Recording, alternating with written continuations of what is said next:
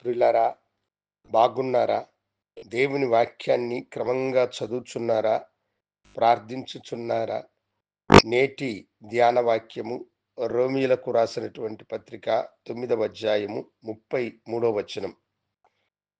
ఆయన యందు విశ్వాసముంచువాడు సిగ్గుపడడు. దేవుని యందు విశ్వాసముంచే వారెవరైనను సిగ్గుపడరు అని దేవుని వాగ్దానము మనకు తెలియచేయుచూ ఉన్నది. గమనించండి దేవుని బిడ్డలారా, మనము అనేకమైన వాటి మీద నమ్మకము, విశ్వాసము కలిగిన వారమై ఉంటే, మనము ఎన్నోసార్లు మన నమ్మకము, విశ్వాసము వ్యర్థమైపోతుంది. నీ విశ్వాసము దేవుని మీద ఉంటే, నీవు మనుషుల ఎదుట సిగ్గుపడకుండా తల ఎత్తుకునేటువంటి పరిస్థితిని దేవుడు నీకు అనుగ్రహించి, నీ విశ్వాసమును ఆశీర్వదించి, దీవించి, ఆయన బలపరిచి, నిన్ను ముందుకు నడిపించును. షడ్రక్, మెషక్, అబేద్నెగోలన్న దైవజనుల యొక్క జీవితంలో జరిగిన సంభవాన్ని మనము గమనించామంటే ఆ విషయము మనకు అర్థమవుతుంది. ఆ దినాలలో బబులోను పాలించుచున్నటువంటి సర్వాధిపతి అయినటువంటి నెబుకద్నెజర్ మహారాజు ఒక బంగారు ప్రతిమను ప్రతిష్ఠించి దూరాయాన అనేటువంటి మైదానంలో దానిని నిలిపి ఆ ప్రతిమకు నమస్కరించని వారిని అగ్నిగుండములో పడవేస్తానని అతడు ప్రకటించాడు. రాజు ఆజ్ఞకు భయపడిన అనేకులు ఆ ప్రతిమకు నమస్కరించడము మొదలుపెట్టారు. అయితే షడ్రక్, మెషక్, అబేద్నెగోలు మాత్రము రాజాజ్ఞను ధిక్కరించి వారు ధైర్యముగా నిలబడ్డారు. రాజుకు ఆ విషయము తెలిసి వారిని విచారించినప్పుడు వారు తమ విశ్వాసపు ప్రకటనను అతని ముందు చేశారు. రాజైన నెబుకద్నెజరు, ఇందును గూర్చి నీకు ప్రత్యుత్తరం ఇవ్వడము మాకు అవసరం లేదు. నీవు ప్రతిష్ఠించినటువంటి ప్రతిమకు మేము మొక్కము. ఒకవేళ నీవు మమ్మలను అగ్నిగుండములో పడవేసినా ఈ అగ్నిగుండముల నుండి కాపాడడానికి మా దేవుడు సమర్థుడు.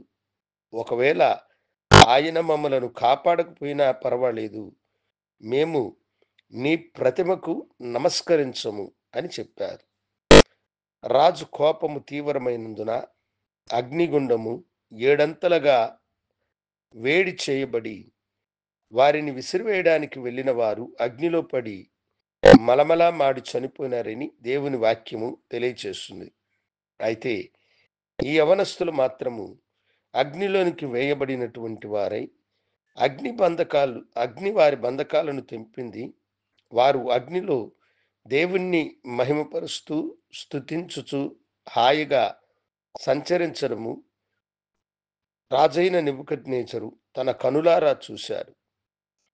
వారి విశ్వాసము విజయవంతముగా మారి దేవుని మీద తమకున్న విశ్వాసం ఎప్పుడు కూడా తమను ప్రజల ఎదుట, రాజు ఎదుట సిగ్గుపడనివ్వదని వారు నమ్మినటువంటి నమ్మకము వమ్ము కాకుండా రాజు వారిని అగ్నిలో నుండి బయటకు రమ్మని పిలిచి, వారు సేవించుచున్న దేవుడే భూప్రపంచమంతటిలో కూడా, ఆకాశమందు కూడా ఆయనే గొప్పవాడని సాక్షాత్తు ఆ రాజు ప్రకటన చేసినారు.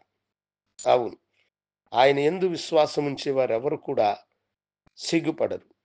మీరు ఆయన యందు విశ్వాసం ఉంచితే నీ వ్యాధిలో నుండి ఆయన నిన్ను స్వస్థతపరచును. నీ యొక్క కుటుంబంలో ఆశీర్వాదములు అనుగ్రహించి దేవుడు నిన్ను దీవించును. జరగవు అన్న నీ కార్యములను జరిగించడానికి ఆయన సమర్థుడు. ఎందుకంటే నువ్వు విశ్వసించుచున్నవాడు గొప్ప దేవుడు. ఆయన యందు నీకు విశ్వాసం ఉన్నదా? నీ సమస్య ఎంత గొప్పదో, నీ సమస్య కంటే ఆయన మీద నీవు ఉంచిన నమ్మకము అంతకంటే గొప్పదన్న సత్యమును గ్రహించు. నీవు మనుషుల ఎదుట సిగ్గుపడిపోకుండా దేవుడు నిన్ను దీవించి ఆశీర్వదించునుగాక. ప్రార్థించుకుందాం. గనుడా, ఇక వందనాలు. నీ బిడ్డలను దీవించి ఆశీర్వదించి వారి విశ్వాసములో మీరు విజయమును అనుగ్రహించమని యేసు నామమున అడిగి వేడుకొంచున్నాము తండ్రి. ఆమేన్. శుభోదయం. ప్రభు మిమ్మల్ని దీవించును గాక. ఆమేన్.